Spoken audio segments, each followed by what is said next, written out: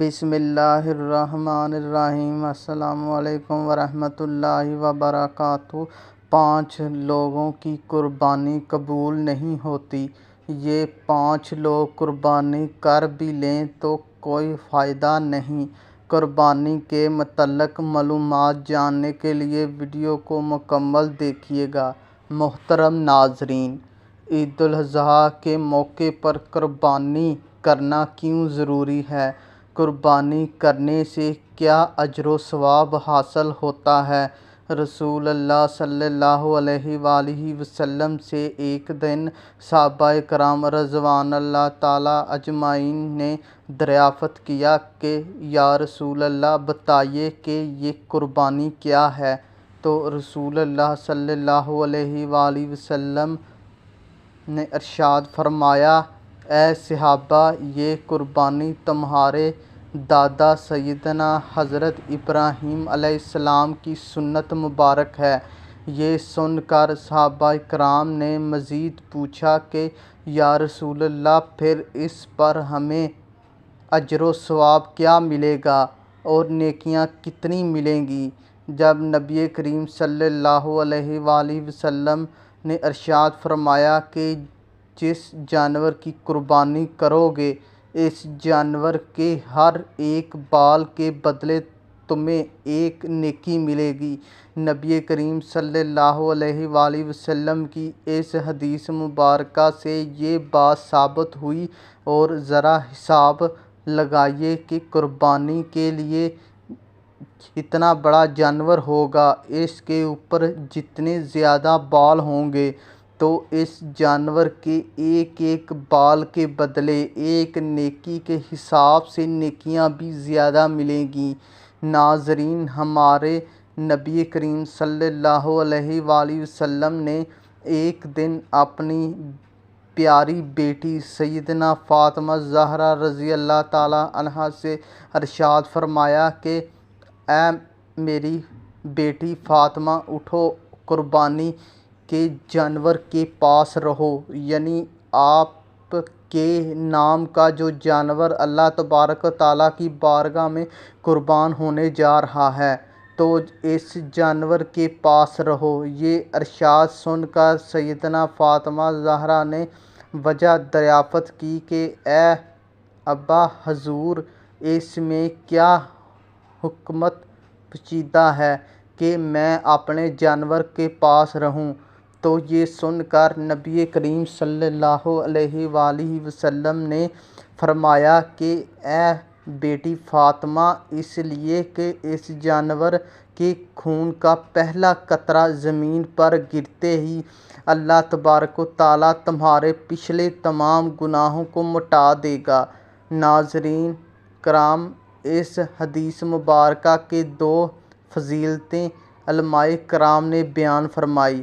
پہلی حکمت جو اس ارشاد سے معلوم ہوئی کہ نبی کریم صلی اللہ علیہ وآلہ وسلم خود کو اور اپنی اولاد کو اللہ تبارک و تعالیٰ کی بارگاہ میں تنہائی عاجزانہ انداز میں پیش کرتے ہیں، ورنہ سیدنا فاطمہ زہرا تو وہ معصوم ہستی ہیں کہ جن کی ساری زندگی گناہوں سے پاک ہے، تو ان کے نامہ اعمال میں تو کوئی گناہ موجود ہی نہ تھے کہ جن کی معافی مقصود تھی، کہ بلکہ یہ صرف اور صرف کہ سردار رحمت للعالمین صلی اللہ علیہ وآلہ وسلم کی عاجزی کو ظاہر کرتی ہے۔ دوسری حکمت تب معلوم ہوئی جب سیدنا فاطمہ زہرا رضی اللہ تعالیٰ عنہا نے نبی کریم صلی اللہ علیہ وآلہ وسلم کا ارشاد مبارک سن کر دریافت کیا کہ یا رسول اللہ صلی اللہ علیہ وآلہ وسلم، کیا یہ فضیلت صرف ہم اہل بیت کے لیے ہے یا تمام امت مسلمہ کے لیے ہے؟ تب نبی کریم صلی اللہ علیہ وآلہ وسلم نے ارشاد فرمایا کہ یہ فضیلت اور یہ انعام پوری امت مسلمہ کے لیے ہے۔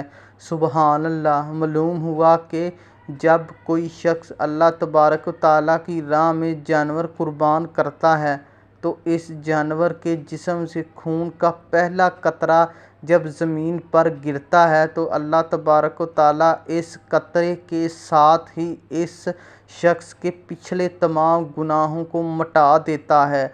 پیارے نبی کریم صلی اللہ علیہ وآلہ وسلم نے ارشاد فرمایا کہ جو شخص استطاعت ہونے کے باوجود اور قربانی کی گنجائش ہونے کے باوجود بھی قربانی نہیں کرتا، مال بھی ہے، دولت بھی ہے، پیسہ بھی ہے اور سب کچھ ہے، پھر بھی اگر وہ قربانی نہیں کرتا تو وہ ہماری عیدگاہ میں نہ آئے۔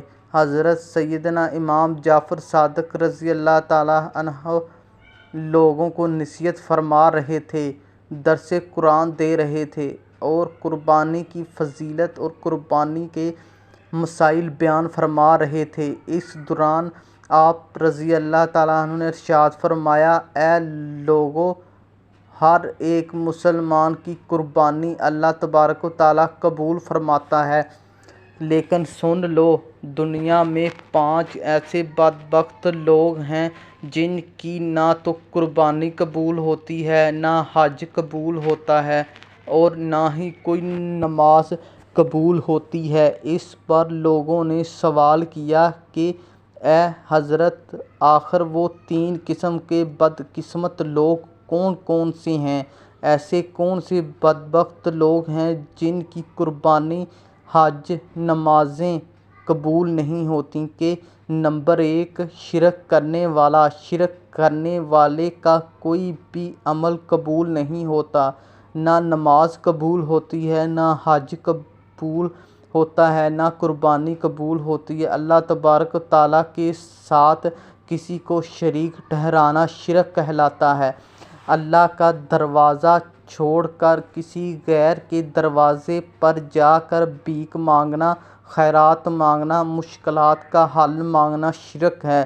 دیہاتوں میں اکثر نادان لوگ اپنی کم عملی اور نادانی کے اسباب بزرگوں کے درباروں پر جا کر شرک کرتے ہیں، ان سے کہتے ہیں کہ بابا جی ہمیں اولاد دے دیں، ہمیں روزگار دے دیں، ہمیں ہماری مشکل حل کر دیں۔ ایسے نادان کو یہ بھی معلوم نہیں کہ وہ کتنا بڑا گناہ کر رہے ہوتے ہیں۔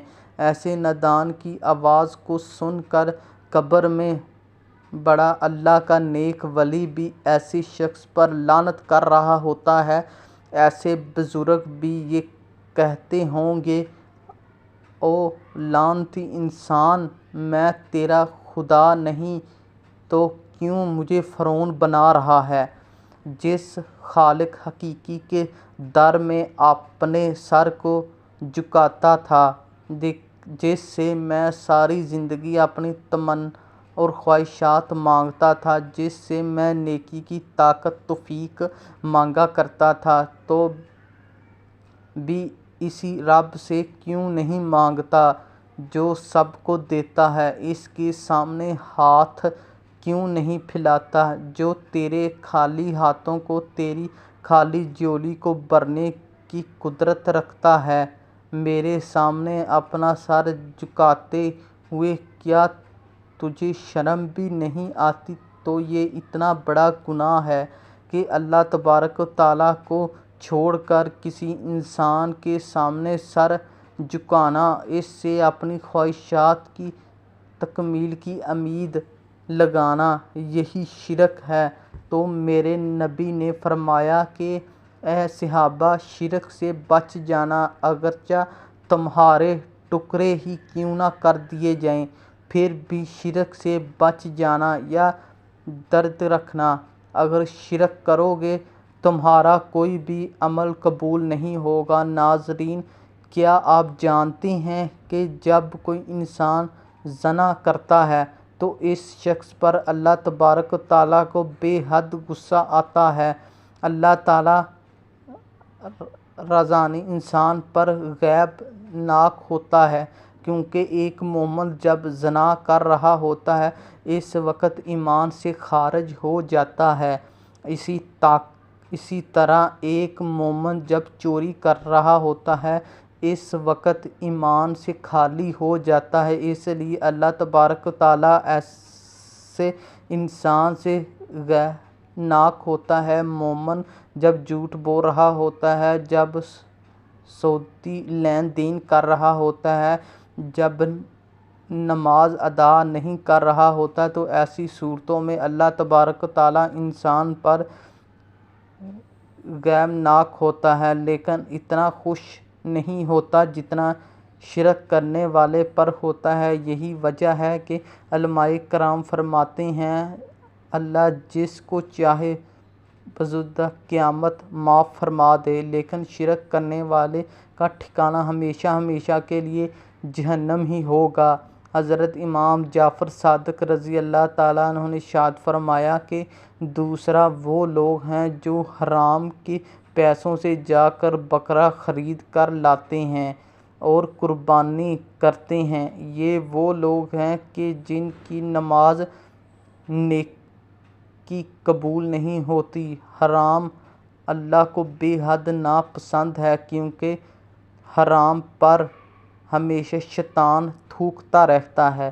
علماء کرام کہتے ہیں کبھی اپنی اولاد کو حرام کا ایک لقمہ بھی نہ کھلانا، کیونکہ حرام کمائی سے کھائی گئی خوراک ان کی آنکھوں سے حیا کو چھین لے گی، شرم و حیا کو چھین کر تمہاری اولاد کو بے حیا بنا ڈالے گی۔ تیسرا بدبخت لوگ کون سا ہے کہ جن کی قربانی قبول نہیں ہوتی؟ فرمایا کہ وہ سود کا کاروبار کرنے والے اور سودی لین دین کرنے والے لوگ ہیں کہ جن کی قربانی اللہ تبارک و تعالیٰ کی بارگاہ میں مقبول نہیں ہوتی۔ فرمایا چوتھے نمبر پر کم عمر والے جانور، کم عمر والے جانور کی قربانی قبول نہیں ہوتی۔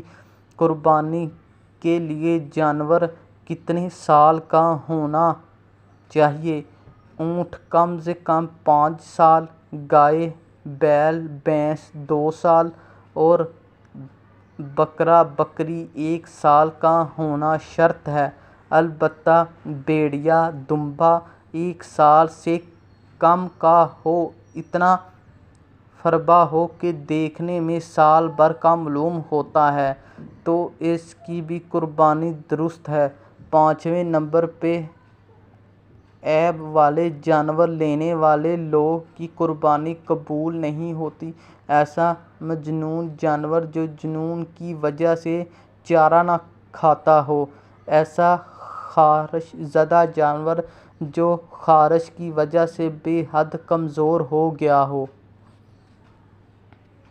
ایسا جانور جو دیکھ نہ سکتا ہو، ایسا جانور جو بہت ہی لاغر ہو، ایسا جانور جو قربان گاہ کی طرف خود نہ چل سکتا ہو، ایسا جانور جس کا ایک تہائی کان یا دم یا بنائی یا ایک تہائی سے زیادہ حصہ جا چکا ہو، ایسا جانور جس کے پیدائشی کان نہ ہوں، ایسا جانور جس کے سینگوں کا سر کٹا ہوا ہو، ایسا جانور جس کے تھن خشک ہو گئے ہوں، گائے کے 2 تھن خشک ہو چکے ہوں، بکری یا ایک تھن خشک ہو جائے، قربانی درست نہیں ہوگی۔